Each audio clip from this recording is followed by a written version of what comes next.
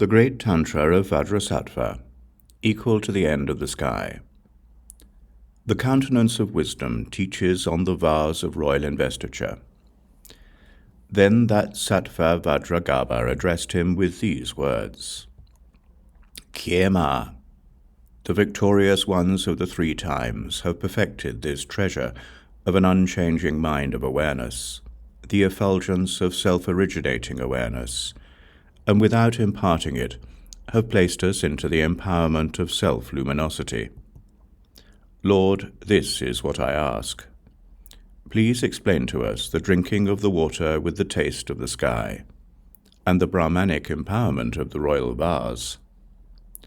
Then the Tathagata, the great Vajrasattva, spoke on the king of empowerments, the Brahmanic empowerment of the vase. O Mahasattva, through this Tantra equal to the end of the sky, this finest ornament of self-luminous awareness, this transmission of the supreme secret of wisdom, this mirror to the heart of the oral transmission, we do not obtain the highest empowerment. Its method is recognition. We request it perfectly, without it being imparted, or our receiving it.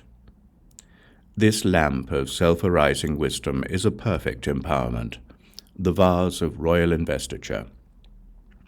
This transmission of the perfect self-luminosity of awareness is naturally fluid, so the recipient and the time, our problems and our virtues, are perfect self-luminous awareness.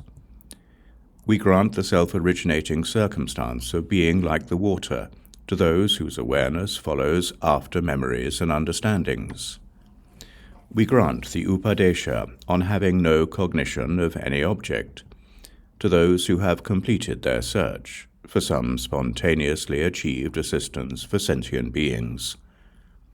We must give an introduction to symbols and meanings to those who abide in unsought awareness, so we employ the significance of parting symbols from meanings.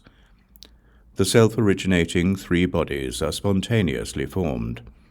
Our meeting of hearts will be determined through our Guru's countenance. This self-arising transmission is neither imparted nor received. It is like pouring water into water that does not flow. We will get the transmission of our Vajra Guru's contemplations by placing ourselves in this unspeakable natural state. The vase's elixir melts into the vase. This is how the significance of this contemplation is to be placed into a student's mind. Do not rely on students who have no commitment.